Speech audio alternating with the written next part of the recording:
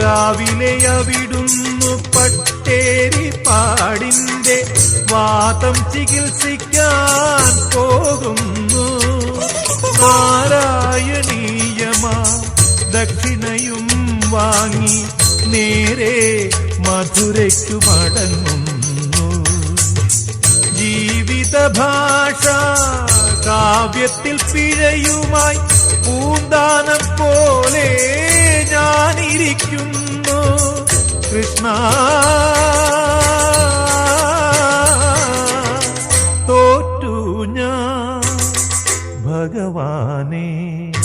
ഹരികാംബോജി രാഗം പഠിക്കുവാൻ ഗുരുവായൂരിൽ ചെന്നു ഞാൻ.